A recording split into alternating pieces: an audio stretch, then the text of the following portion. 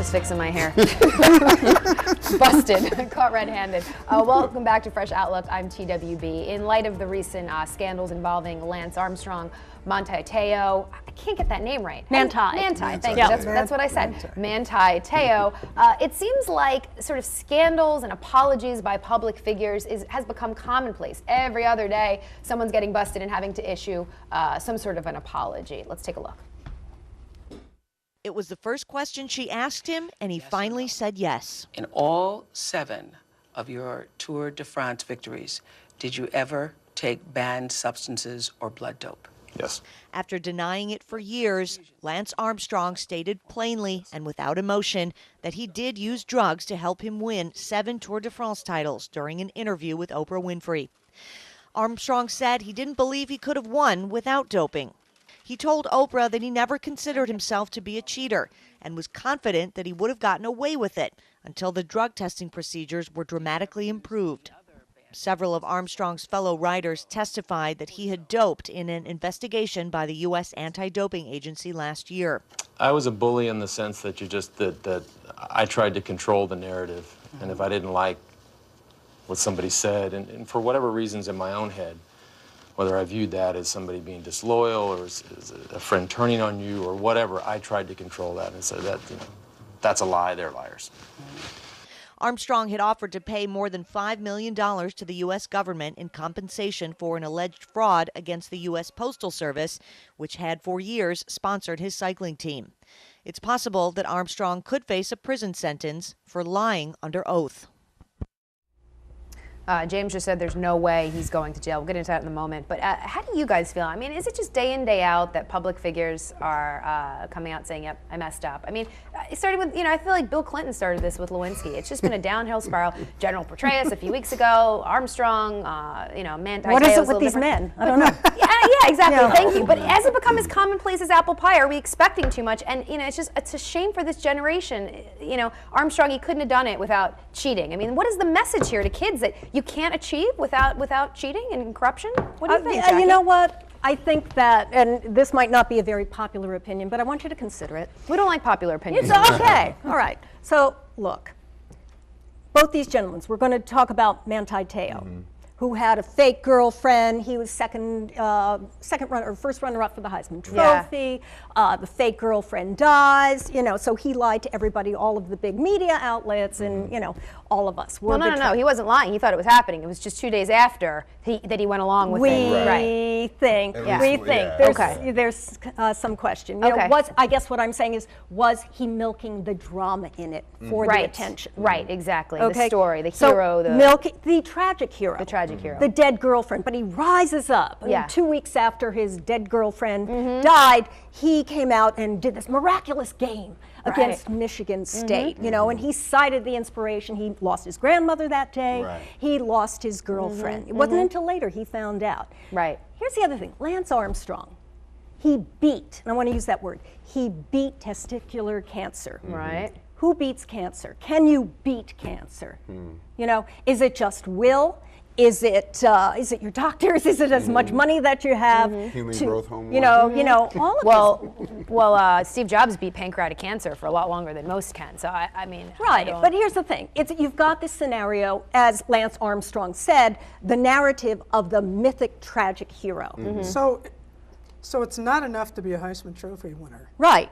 You've got to overcome cancer or death. The argument for Te'o is that he didn't win the Heisman, but that the Heisman Trophy winner normally has some kind of narrative that attaches to it. Right. And this was a good one for him. I mean, the thing that's common in all of these situations is the media and the 24-hour media cycle, which pays a lot of attention to things, and you get caught up in those things. So I'm not sure if powerful men weren't scandalous in the past. It's just that our capacity to have access to that information and to circulate it Kennedy very cheated. quickly, We know that, right? Is much greater than it has been in the past. So aren't we the people? Here we're going back to we the people. Aren't we the people kind of feeding them? We want that tragedy. We want that hero to rise out of the ashes. I don't know. I mean, who's getting duped here? And here's the greater question: Is confession the same as apology? I mean, I don't know. I think Lance Armstrong, he had to confess, and because you confess, apology is the secondary. But you know, lots of people have written over the years about essentially the United States as a confessional culture. You know, it's got some religious undertones that if you confess your sins, if you will be forgiven. Yeah. And it appears to work. Okay. It seems that it's work. That it works. Look at Look at Armstrong. Letterman. Letterman came out. He seems to have the right PR spin with his doing fine. scandal. Well, Look, No, I want you. Armstrong. Yeah, I want you to look at Armstrong. Okay. It's questionable as to whether he meant it or not. Is he sorry that he did those things, or is he sorry that he got caught? I think he's sorry he got caught. I think he's sorry he got caught because for Armstrong, I think if we were to tease this out a little bit more, he really believes that that is what was going on in the sport, just like the guys in baseball, and that this is what he had to do. Now, who puts that pressure on athletes to be extraordinary? Right. You know, those are the fans and the people that demand certain The kinds of fans and performance. us. But, What us. is the? But take it Go ahead. back to your opening point, and I think James and Jackie and I all teach college level. We see it. I don't know if it's true where See you what, teach. cheating? We see. Cheating, Are you performance kidding? Just look at the enhancement. data. Look at what's happened at Harvard. Look at this Right. notion. So that SAT scandal. I mean, forget Yeah, it. the notion somehow that what's important is where you get and what you get from Exactly. it. Right. and how you It's get the there. destination, Achieve not the those journey. destination, I not think the that's what journey. that's a metaphor really for this generation. And, so I think that's where you see the real fallout from this. Right. There's no pride anymore. I mean, it's sort of like scandals are day in, day out. It doesn't even matter. It's become so commonplace. Oh yeah, another scandal, apologizes 2 days later, another person comes into the forefront. And it's like, it doesn't hold any weight anymore. And unfortunately, this generation, that's just what they've grown accustomed to. It's normal to have these social disgraces and deal with these public confessions. And frankly, I think it's disgusking. So It's unacceptable. my parents' generation, my father fought in World War II. Mine too. Who died last week? Stan Musial. Okay, Stan Musial, 3-time MVP. He played in every All-Star game for 20-something years.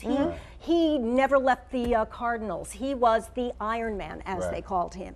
He never created any controversy or anything like that. As a matter of fact, except when he went to fight in the war in 1945, or when he was kind of failing a bit in his career, he went to the front office and asked that his salary be cut. Wow. Because he wasn't contributing as Imagine much. an athlete doing that. Wow. See, that's the thing. That's, Look at the times and unheard the of. heroes that we had. So how do we bring back accountability?